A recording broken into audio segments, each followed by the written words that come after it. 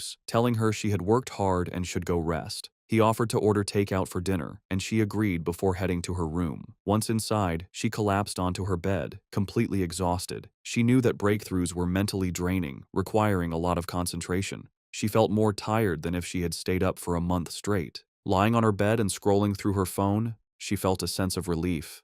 She was no longer an ordinary person. She wouldn't die from a few all-nighters. She accepted that this constant, life-threatening struggle was the fate of a pioneer in a world where things had begun to change. She thought of her cousin's seemingly normal, peaceful life and knew that such a life was no longer possible for her. Her quiet thoughts were interrupted by a new message in her Pioneer group chat. It was from a user named Jiao Lan, the mysterious, powerful member who was usually absent. Jiao Lan had sent a simple, direct message. "If there are any more traces of that strong man, please inform me." This was the first time Jiaolan had ever spoken in the group, and it immediately got Yi's attention. She replied, agreeing to the request, before asking her own question to the group. She asked if they thought the man who had saved them could be the same one from the Dark River Lava Dragon incident, and if so, why he would have helped them. The group chat immediately lit up with a post about the mysterious high-tier Yang attribute master. The post described his sun-splitting slash in great detail, telling how the witness had been forced out of the cave by a blast of white-hot light. The author of the post declared with total certainty that no other pioneer in the Xia country could match his power, and warned everyone to stay away if they ever met him. Meanwhile, Fang Yi was heading out for the evening on his bicycle. He was confident that after the day's events, his cousin would have let her guard down around him, letting him come and go without making her suspicious. With his new freedom, he had a new mission in mind. It was time to find a suitable carrier for his new desolation attribute.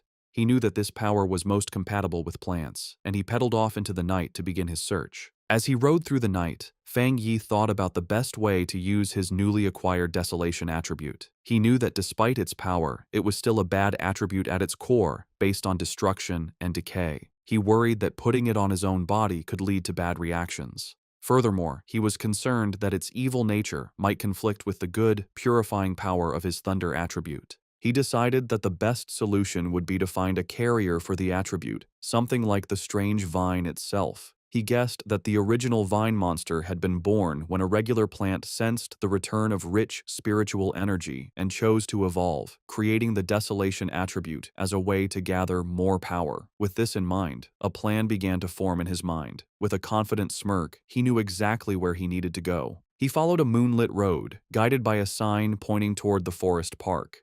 He arrived at the large urban park and left his bike, going into the woods. Under the bright full moon, he walked through a field of vibrant, glowing flowers. He knew he needed to find the perfect lucky one, a plant that could create the greatest connection with his own spiritual energy and show a sense of closeness to him. Closing his eyes, he focused, reaching out with his own spiritual energy. A vibrant green aura flowed from him, spreading throughout the forest and covering the plants. He could feel a response from the plants, a wave of their own spiritual energy rising up to meet his. He noted that while their response was a lot, it still wasn't strong enough for what he needed. As Fang Yi continued to send out his spiritual energy, he realized he needed a much stronger response from the plants around him. Suddenly, he stopped, his attention drawn to a specific spot in the forest. There, in the tall grass, a single white flower with a glowing center gently swayed, as if calling to him.